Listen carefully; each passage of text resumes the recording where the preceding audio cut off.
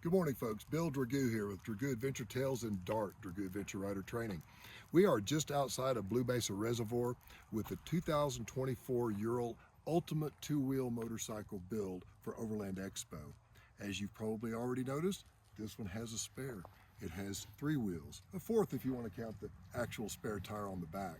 So this vehicle was built by Mark Tetro of Caliber Creations in Prescott, Arizona.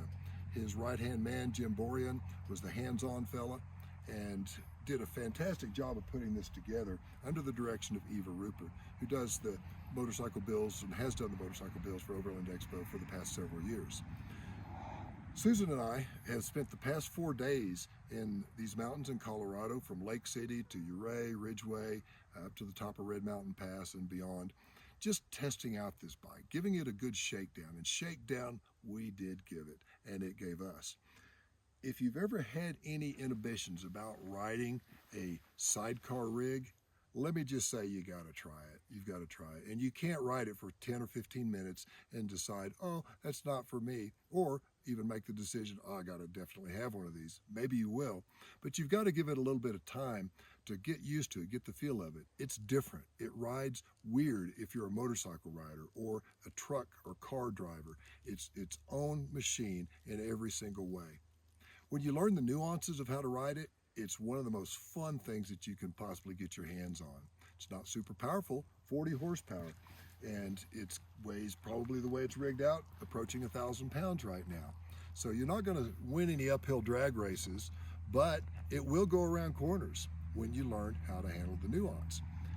Right-hand turns, if you are accelerating, it glides into a right-hand turn. If you are decelerating, it tries to turn left. Braking, it tries to turn left even a little bit more. So you can fight that if you want to, or you can work that into your plan as you're trying to ride the machine. For example, Owl Creek Pass, I believe it was, is one of the passes that Susan and I did on it. It was a lot of gravel, a lot of dirt, relatively groomed. It's not a super technical trail, maybe a little bit rugged up at the top, but you can go at a pretty good clip. And you can come into a turn, a left-hander, back off the throttle, maybe tap a brake, and you're on a dirt bike. In fact, Susan said, Bill, you're riding this like a dirt bike. And you can get that level of confidence pretty quick if you want to be a little bit aggressive. Maybe take a few chances with it, but don't take big chances because it'll bite you. Right-hand turns on the pavement, especially if you've got a light car on the side, it will pick that car up and cause you to want to go straight. So you've got to find its limits and then learn to work within those limits and then to use those unusual characteristics to your advantage when you're riding the machine. Again, when you do, it's going to be an absolute blast. Let's talk a little bit about the build itself. So Jim Borean, as I mentioned, who works for Mark Tetro, has fabricated a lot of the white components that you see on this machine. You've got some armor, got the Overland Expo compass on the front. In fact, pan in on this QR code, you can find out a lot of details that I'm sure I'm probably going to miss telling you. So you might stop your video and look that up. But this is a Ural Gear Up. It's a two-wheel drive, so it is selectable two-wheel drive. And that came in handy for us several times. We got into some pretty rough situations and we needed that extra wheel pulling. Doesn't like to turn if you have it in two-wheel drive, so you'll find yourself disengaging that. Details on how to engage and disengage, I'm not going to put within the scope of this particular video, but there is a lot of information out there on it. You can see the racks that were built by Jim. These are really, really cool for holding about anything that you want to put on this bike. It's a pack mule. Load it like a pack mule. It works well. The heavier your car is, the better it works on right-hand turns. So why not? The leather that you see on here is Amish built. Mark Tetro found an Amish family to design and to build these components for him. You'll see quite a bit of leather as we walk around the motorcycle. This is the spade and some of the utensils that go with the trenching tool. You've got a sort of an axe on the side here. It has an apparatus on it that receives the shovel, various other digging tools. Really, really a cool setup. You see the bumper all the way around. we've got a first aid kit strapped to the top of this. In fact, we're going to pull back here for a minute and look at some of the sponsors, because I don't presume to remember every single one of them, but this will help us. So you've got Denali Lights, Forest Tool Company, Iceco, which is the portable freezer that's on the back, we'll look at in a minute. There's Caliber Creations, Moscow Moto, love the Moscow Moto bags. Zoleo, we had a Zoleo charger, or jump card, I guess, or jump charger, I suppose you call it. Back here on the back, you can see where it was at one point, and it got donated to the gods of vibration, the needy out there on the side of the trail somewhere. So maybe we didn't have that secured as well as it should be, but it did slip away from us. There's a really cool knife that I'll show you in a minute that We Knife has provided for this build. Uncharted Supply Company. Scorpion, I believe, provided a helmet as part of the build. And then you've got Ram mounts, and I mentioned the Denali lights already. So these are the majority of, if not all of the sponsors for this particular build.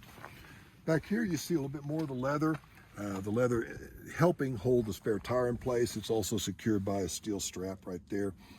These are Heidenau K37 tires. They're sort of on a trials-like format. They've got sort of a mid-density rubber compound. Really found them working well, both on road and off. They're quiet on the road. The traction is really good. If you want to make them break loose, you can break them loose, especially on the gravel and the dirt. So again, all part of the fun. This is the Ico fridge on the back. This is a self-contained unit. It is an electric fridge. I see that this needs to be buckled. I just had it unbuckled to show off some things earlier. So there is a charging device and a battery that is carried on board on this machine, so that it is completely self-contained, does not require ice, or you can plug it into a cigarette lighter and use it that way as well. There's a nice trunk right here that has a lot of additional storage in it, and a rain gear. There's a little door that fits on the right side there. We took it off for easier access. And of course the Moscow Moto. This is their Backcountry 40 tail bag, and inside of this tail bag we have the bags, the all-weather bags that go with the Moscow Moto Reckless 80 revolver system, which you see this on a lot of motorcycles. Dirt bikes, even adventure bikes carry this Reckless 80 system. The revolver allows it to swing down and up to various pivot positions according to how you want to configure it on your motorcycle. Some more of the Amish leather. Here's the knife that comes with the motorcycle. A Zoleo personal locator beacon. Moscow Moto tank bag up here. You've got the these are Ram mount mirrors up on the top, and a Ram mount for my phone to go right up here. We have a charging device in there. And then again, as we move on around the bike, you can see the Denali lights. We actually used the Denali lights last night quite a bit. We did a fair bit of night driving. And also want to point out the winch. This has got a Super Winch Terra 2500 SR with the Dacron, flat Dacron line on it. I guess this is actually a sleeve, excuse me. So it's got the, this is a great feature for a rig this heavy if you're going to really use it in the backcountry. You'll find that there is no low range, so it's not a Jeep. Occasionally it gets really, really difficult to move if you get in a stuck situation. So that might come in handy to get your stuff out of that. But anyway, that's kind of a quick overview of the Ultimate Overland Expo motorcycle build for this year. I hope this has been helpful. Do look up the QR codes and look it up online, find out more about it, and join the auction. I hope that you're the lucky winner. Thanks for watching.